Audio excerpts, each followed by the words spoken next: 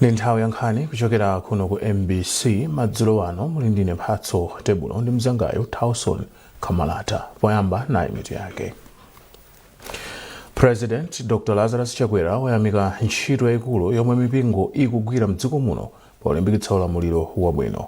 Mpingo wa Providence Industrial Mission PIM wayamikira President Chakwera pokhala mtsogoleri woyika zofuna za anthu patsogolo komanso kukwaniritsa malonjezo. Ndipo boma lati lilemba apolisi ambiri ndi cholinga chowonjezera chiwerengero cha apolisi mdziko muno.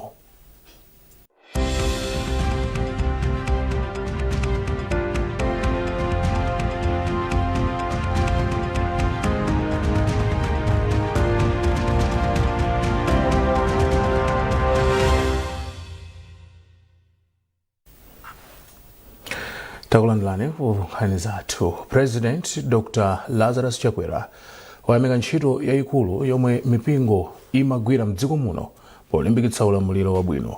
Mlangizi wa President pa nkhani za chipembedzo Mbusa Brian Kamwendo wanena izi President Chakwera atakumana ndi atsogoleri a mipingo makamaka mpingo wa CCAP pansi pa sinodi ya Nkhoma ku Kamuzu Palace mzinda wa Lilongwe. Mbusa Kamwendo wati President Chakwera wayamika mipingo ponena kuti ndi bwenzi lodalirika pa chitukuko ya dziko la Malawi. Mayeso Chikhadzula ali ndi ripoti. Reverend Kamwendo ati President Chakwera amakhala patsogolo ponetsera atsogoleri a mipingo agwira ntchito yawo yolimbikitsa ulamuliro wabwino. Iwo anati pa mkumanowu President Chakwera wati mpingo ndiofunika kwambiri pa chitukuko cha dziko la Malawi.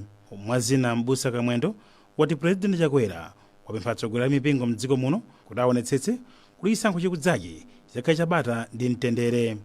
Iwo ati President Chakwera watsimikizira mpingo wa CCAP pansi pa Nkhoma Synod ndi utsogoleri wake kuti apitiriza kugwira ntchito yake yotumikira Malawi modzipereka. Gawo lalikulu kwambiri limene lachitika mkatimu nkunena kuti President atsindika kupitirira kutsegula khomo pogwira ntchito ndi achipembedzo onse m'Malawi muno makamaka chifukwa cha kufunikira kwake kwa achipembedzo pa nkhani yokhudzana ndi chitukuko. Komanso apitirirabe kuwapempha kunena kuti ngati muli ndi zina chondepirizani kukhala omasuka kadzifikirani. Monga nimachitira chaka chatha zaka zambuyomu ndipitirirabe kuchitira momwemo ndi cholinga choti tiyendere limodzi chifukwa uphungu upangiri wa achipembedzo ngofunika kwambiri ngakhale kwa mtsogoleri wa dziko pamene akuyendetsa dzikoli. A President anafotokozeranso kwa akuluakulu amene wachipembedzo kunena kuti sakubwerera pambuyo makamaka potengera mfundo zimene adanena kale poyambirira mmene Amalawi adawakonda kuti akhoza kutsogolera dzikoli. Nkhani yokhudzana ndi utsogoleri wakuchita mwakutumikira servant leadership kuabweretsa Malawi pamodzi, uniting Malawians. Komanso tidzitukukira pamodzi jama ichoti prospering together. Komanso ngakhale kuthetsa ziphuphu ending corruption. Komanso ngakhale gawo lija limene limakamba zokhudzana ndi kuchita chilichonse motsata lamulo. Izizi ndi zina zimene President atsindika kunena kuti apitiriza ndithu monga mtsogoleri wa dziko potengera masomphenya amene adagawana nawo Amalawi. Moderator wa mpingo wa CCAP pansi pa Nkhoma Synod Reverend Edward Masona Tembo Kalukuma wati pambali pakufunira mafuno abwino a chaka chatsopano President wa dziko lino, mpingowu walonjeza kupempherera dziko lino lilandire mvula yabwino yosawononga komanso kupempherera dziko lonse kuti miyoyo ya Malawi ipite patsogolo.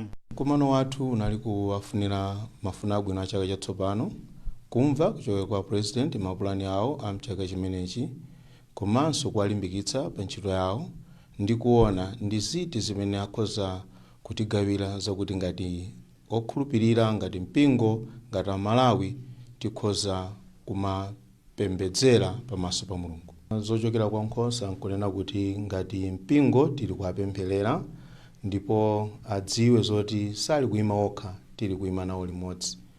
Mpingo wa CCAP pansi pa Nkhoma Synod umayang'anira mipingo yonse ya mchigawo chapakati pansi pa mpingowu ndipo uli ndi mamembala oposa 1.5 million. Mayeso Chikhadzula, MBC, Kamuzu Palace, Lilongwe. Wachiwiri kwa mtsogoleri wa dziko lino Dr. Michael Usi wapempha bungwe la atsogoleri a zipembedzo la PAC kuti ligwirire ntchito limodzi ndi boma potetsa mavuto omwe Amalawi akukumana nawo. Dr. Usi anena izi mzinda wa Lilongwe pomwe anakumana ndi bungweli. Austin Fukula walemba ripoti ili lomwe akuwerenga ndi Patrick Damula. Dr. Usi anatsindika kufunika kuti iwo pa udindo wawo azikambirana ndi bungwe la paki ndiponso kuti madandaulo azidutsira ku ofesi yawo. Komabe iwo anatsindikanso kunena kuti izi sizikutanthauza kuti bungwe la paki sitingapite lokha kwa mtsogoleri wa dziko lino kukakambirana naye. Pa zokambiranazi Dr. Usi anaperekapo ndondomeko zina ndi zina zimene afuna kukhazikitsa pofuna kuthana ndi mavuto ena ndi ena amene Amalawi akumana nawo. Amalawi tiyapangira pa programu abwino chachikulu chona kuti president akuzindikira akuvomereza zimene apaki anazilankhula. Komanso anandisankha ineyo kuti zimene zozo ndi mmene boma likuyendera ma ministries, departments, agencies, parastatals kuti zinthu ziyenda mwachangu komanso pakhale kukhazikika kunena kuti ichichi tafikirapo munthu waje ndi ineyo ndiye ndinayitana apakiyo kuti zimene munakamba ndi a president amene akulongosola kuti tipange bwanji iziyende bwanji munthu waje ndi ineyo. Mawu ake zitatha zokambiranazi, mneneri wa bungwe la paki Mbusa Guilford Matonga anatsindika kunena kuti nkofunika kuti wachiwiri kwa mtsogoleri wa dziko linoyu atengepo gawo pofuna kuthana ndi mavuto ena ndi ena amene mwa ena adakambirana nawo kale ndi President Dr. Lazarus Chakwera. Ena mwa mavutowa ndi monga kusowa kwa mafuta, kukwera kwa mitengo ya zinthu komanso njala, zomwe Bishop Matonga anati zikuyenera kuti zikonzedwe mwachangu. Mfundo zonse zimene ifeyo tidachita raise ndi mfundo zimene Amalawi akufuna kuti aone boma lawo likuchita. Ndipo ndi chiyembekezo chathu ngati Public Affairs Committee kuti iwo ngati nduna imene yasankhidwa pa zinthu zimene atifotokozerazo tiyembekezera kuti pakhala njira zokhazikika zoyankha madandaulo amenewo ndikuonetsetsa kuti pali tsogolo labwino. Pakadali pano bungwe la Public Affairs Committee ladzipereka kuti likhali kumananso posachedwa pa ndi wachiwiri kwa mtsogoleri wa dziko linoyu pofuna kuti adzachite kalondolondo wa zinthu zimene akambirana pa msonkhanowu. Unduna owona zachitetezo cha mdziko wati boma lilemba apolisi ambiri ndi cholinga chowonjezera chiwerengero cha apolisi mdziko muno. Nduna mundunawo a Ezekiel Chingoma anena izi pomwe amakumana ndi akuluakulu a polisi komanso kuyendera zina maofesi za apolisi ku area 30 mzinda wa Lilongwe. Zambiri mu ripoti ili la Madalitso Mhango.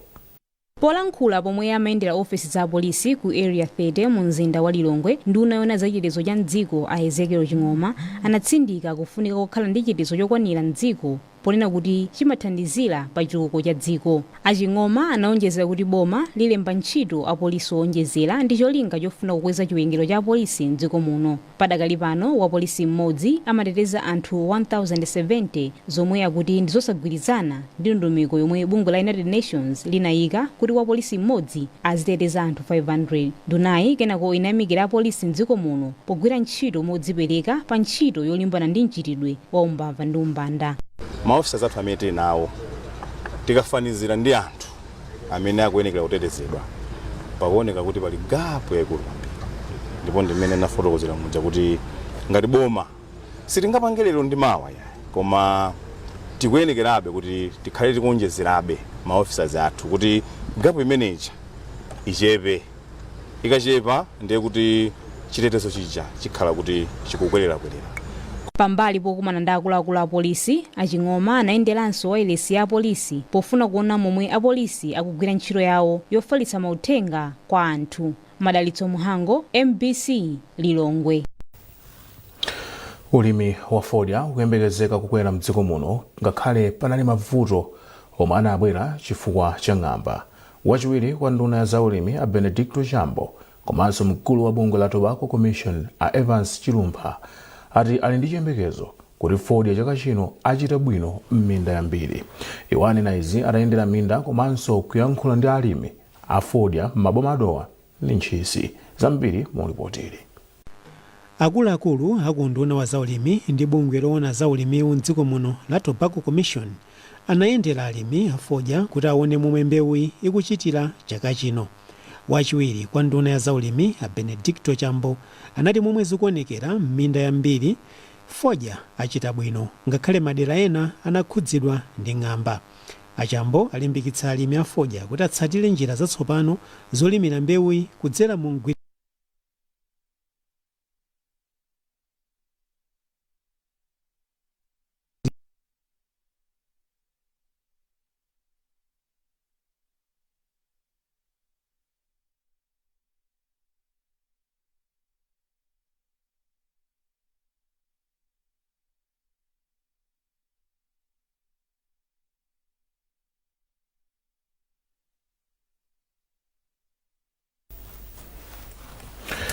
nkhani zizi kuchokera kuno ku MBC ndipo madzulo ano muli ndine Mphatso Tebulo ndi mzangayo Tauson Khamalata. Bwanji tionenso mitu yake.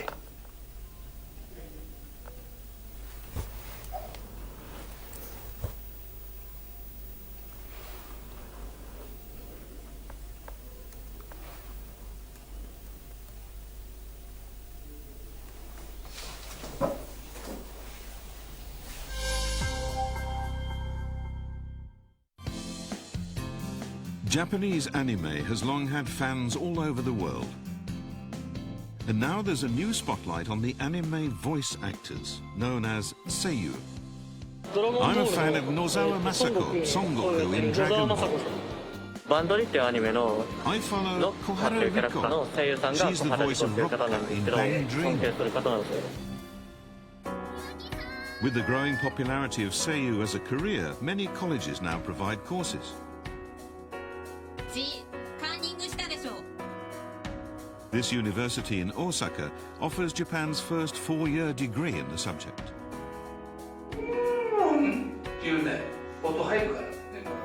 Lectures are given by experienced professional Seiyu voice actors. I played the heroine in the famous anime Heidi, Girl of the Alps.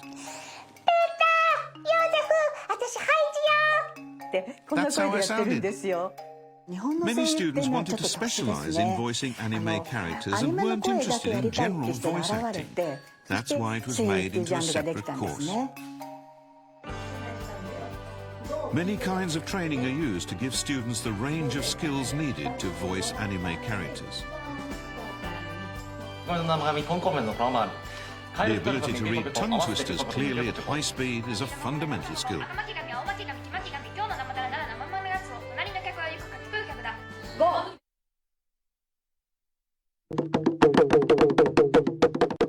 Onerani programu ya Chilengedwe pa MBC TV lachitatu lililonse kuyambira 10 koloko mmawa. Mu programu iyi mudzimva zambiri zokhudza nkhani ya kusintha kwa nyengo kapena kuti climate change. Kodi tingakhale bwanji m'madera mwathu pamene nyengo sikupanganika? Ngati munadusa kunsewu wa Bunda kupita ku Luana, kapena ngati munadusa kunsewu kupita ku Likuni, kapena ngati munadusa kunsewu wa Njinji, muona anthu anyamula makala, anthu anyamula nkhuni. Nangati tani? Tizali mitengoyo dedikena katizaneno nakuti apapa tapanga mbali yathu. Iyi ndi programu yokhayo yosafunika kuiponya lachitatu lililonse nthawi ya 10 koloko mmawa.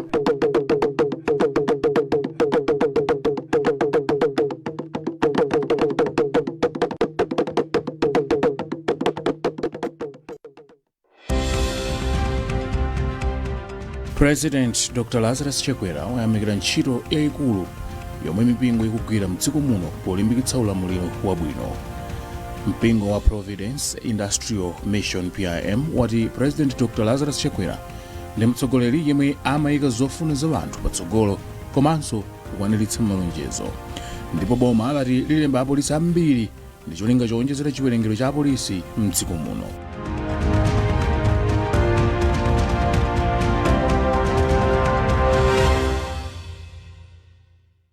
Step up with DSTV and we'll show up by giving you more incredible entertainment. We're going to have a little fun. Upgrade your subscription between the 13th of January and the 31st of March and get an even higher package for a whole month on us. It's game time. There's nothing better than putting a little bit in but getting a lot out. You get hungry, you gotta eat, you know? Step and goes round the outside. Gonna be some changes made. Step up and we'll show up on your home of entertainment, DSTV. Wow, your roof timber trusses look amazing. What's your secret? I only use the best anti-termite products on my timber. I trust Sheldrite Anti-Termite to keep them looking pristine.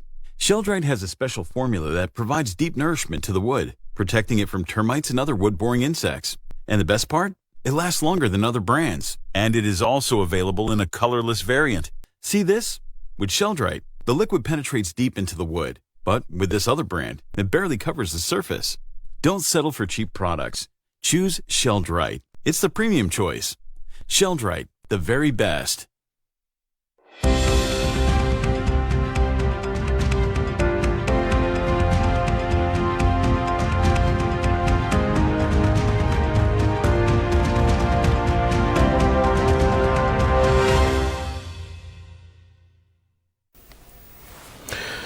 tipepese kamba kavuto la makina athu kupitirira nkhani zathu.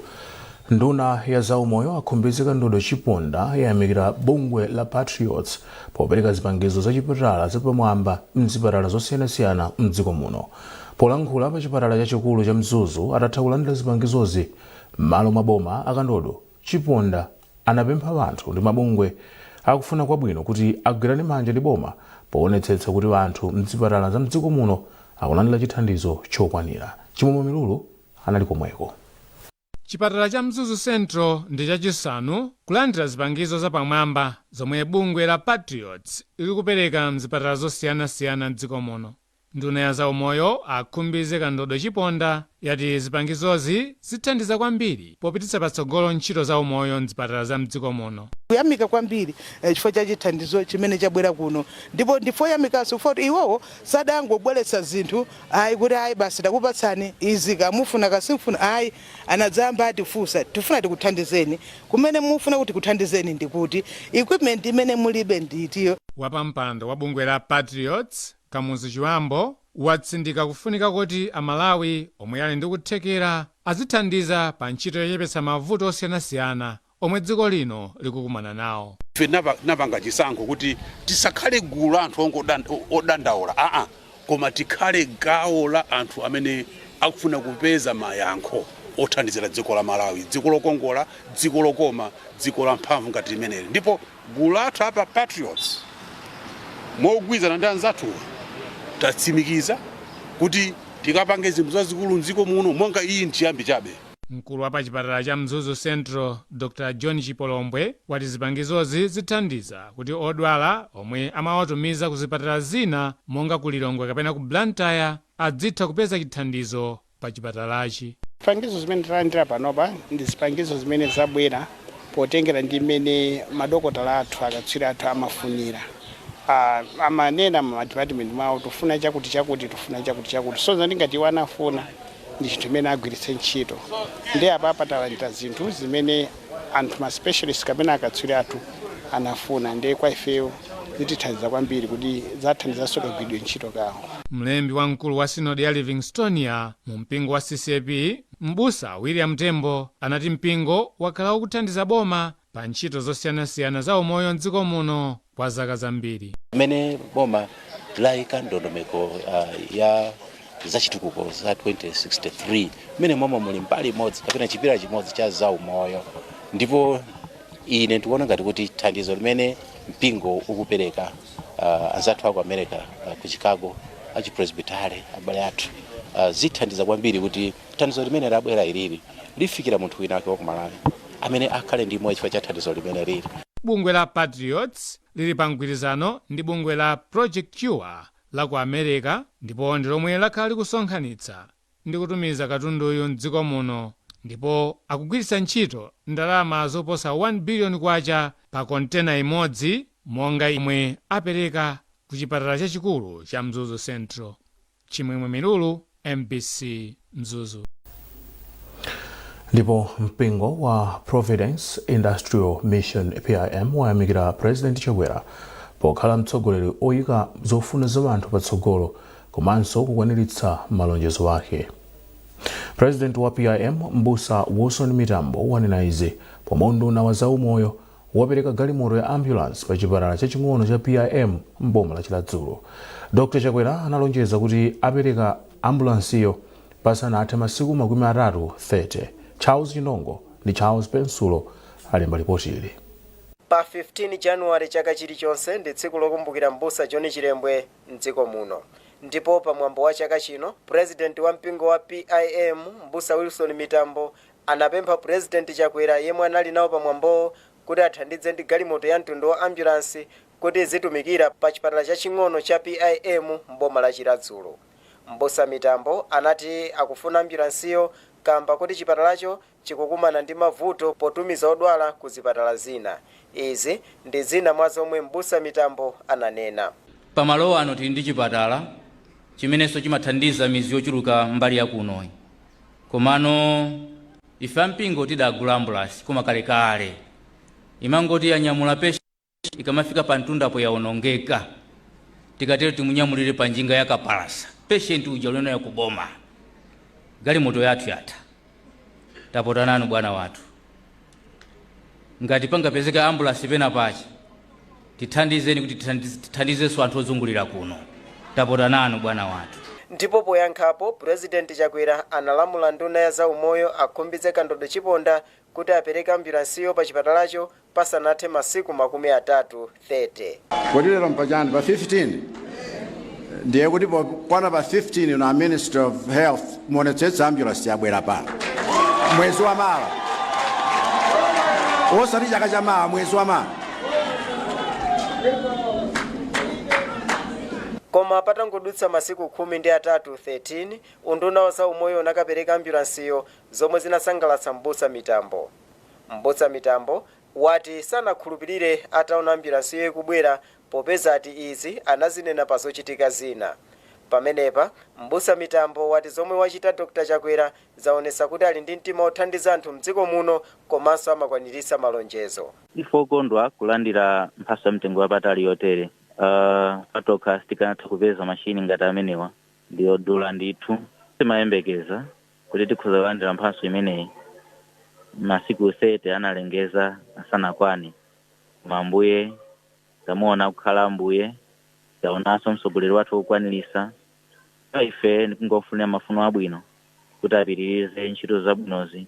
Pothirirapo ndemanga mmodzi mwa anthu omwe amayankhulapo pa nkhani za umoyo mdziko muno Amaziko Matemba wayamikira President Chakwera poyankhapo mwansanga pa pempholi zomwe ati zithandize kutukula ntchito za umoyo ku deralo. So ambulance ndi chinthu chofunikira kwambiri ku chipatala. Ndi pempho limene anapempha PIM imene tikumvesera kuti yaperekedwa ku nthawi yake ndi nkhani yabwino kukoza aboma kuti anachita chimenechi mwansanga kuti anthu akhulira kwene kwathandizidwa. Chipatala chaching'ono cha PIM mboma la Chiradzulo anachitsekula pa 15 May chaka cha 1955 ndipo anachitsekulira ndi Mbusa Daniel Malikebu yemwe analowa m'malo mwa Mbusa John Chirembwe ngati mtsogoleri wa mpingo wa Providence Industrial Mission PIM.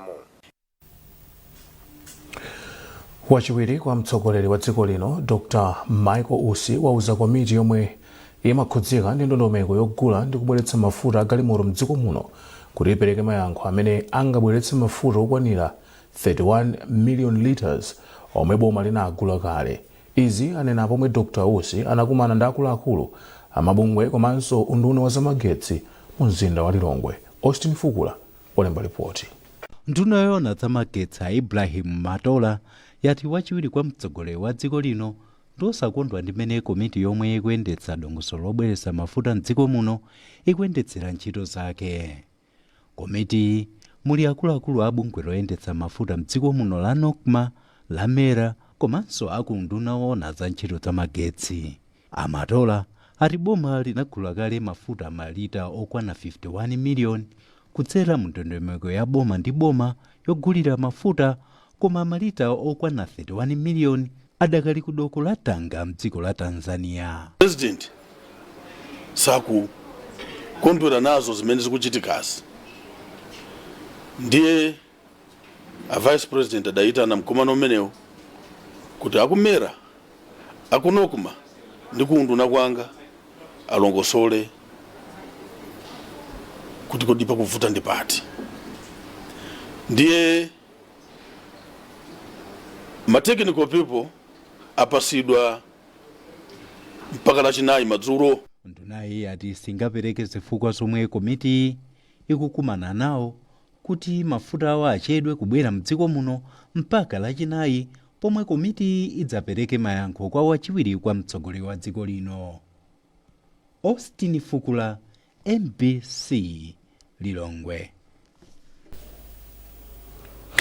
Wapampando wa chipani cha Malawi Congress kumpoto chakumwera Joseph Chevula apempha omwe apikisane nawo pa udindo wa phungu wadera kapena ukhansala pa chisankho chachipulula chomwe chipanichi chichititse kuti apewe ndale zotonzana m'malo mwake abweretse poyera mfundo zogwirika zoti anthu awatsate. Iwo amalankhula izi ku Mzuzu pa msonkhano omwe analengeza kuti chisankho chachipulula ku Mzuzu chichitika mwezi uno ndipo madera omwe kuli kale phungu wa MCP chichitika mu April. Iwo akufotokoza. National Executive Committee itakumana mwezi uno inapereka chisogozo pa nkhani ya masankho achipulula mu chipani cha Malawi Congress Party. Ndipo direction imene apereka inaonena kuti ma primaries achitike kuyambira mwezi wa February. Mkatikati mwa February ma primaries ayambe kuchitika. Koma tikhala ndi mafezi awiri. Phase 1 ikhale ya ma constituencies okhawo kumene kulibe ma sitting members of parliament athu ngati chipani. Phase 2 izachitike kuyambira mkatikati mwa April.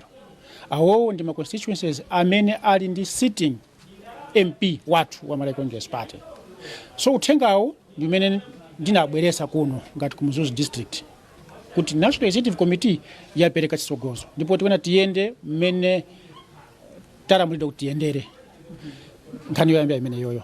Nkhani yachiwiri ifeyo ngati chipani sitimakhulupirira ziwawa ngati zipani zinazi chifukwa ife we are organized, we are confident, and ndi mtsogoleri amene ali wopa Mulungu, mtsogoleri amene is a true democrat. Timakhulupirira ndale zosanyozana, ndale based on my issues. That's why tizagwina masankho. Now Achakwera akunena kuti ndale tisapange zonyozana. Ndiye uthengawo ndimene nabweresaso kuno kuti mukamapanga ndalezi ndi zamkatikati. Tufuna tisankhe oyimirira ngati ma members of parliament, komanso oyimirira ngati ma councillors amkatikati. Ndiye onse amene akupikisana ndi Malawi Congress Party. Ndiye kuti ndife ana abanja limodzi. Chachikulu choti akonzekere chisankho chachipulula. Makamaka akamapanga makampeni awo azipereka ulemu kwa anzawo osanenana, chifukwa akamanenana ndiye kuti mapeto ake wina amakwiya nazo zimene zimaononga chisankho chachipulula.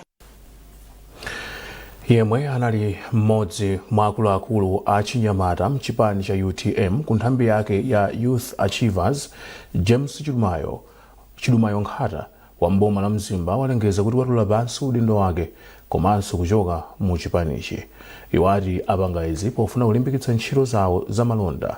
Izi zadza patangodutsa nthawi yochepa yomwe anayambitsa nthambi Nzondi Mkandawire atatulanso pansi udindo wake ndi makamaka kutuluka mu chipanichi. Ankhata akuyankhula ndi Grant Mhango. Kalata ndalembadi ndine, si munthu wina, ndalembadi ndine. Ineyo ndingonena ku background pang'ono, anthu ifeyo kunoko north titayamba UTM, inatipeza UTM tikupanga zathu ma business zina. Koma ifeyo tinaliso munthu umodzi ngati achinyamata kuti zinthu zisinthe Malawi muno.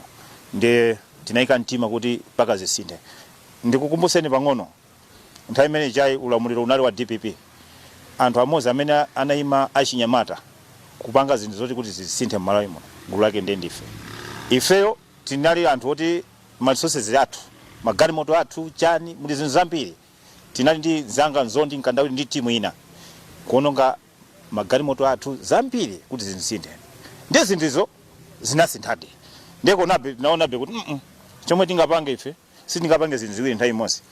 Kuli bwino tibwereso kuma business athu amene timapanga nthawi imeneyo. Akamati North Korea timu yake ndiye inali ife ndiye timazunguzadi kwambiri. Kuzunguza kwake kunali kwa chilungamo. Timaona kuti pamene pakulakika ndipati, pamene zikuyenda bwino ndipati. Kuzunguka kwake kunali kumeneko. Ndiye kufika kwa lero kunali kunena kuti ndife tilembe kalata sikuti pali chifukwa china ndikuzenda Malawi.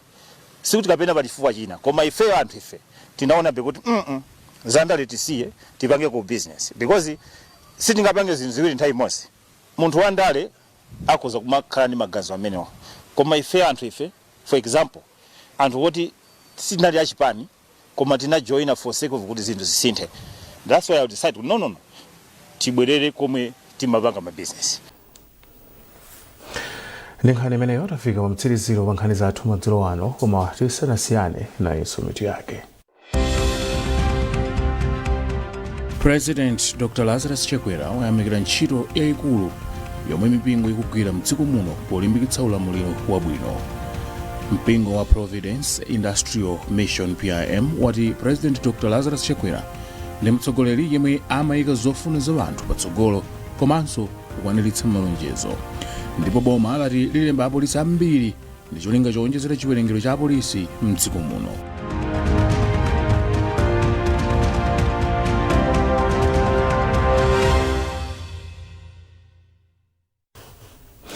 Pezani nkhanizi ndi zina zambiri popita pa mbc.mw kapena mbc digital pa Facebook, Instagram komanso X. Munali ndine Mphatso Tebulo ndi mzangayo Tauson Kamalata. Tikufunirani usiku opambana.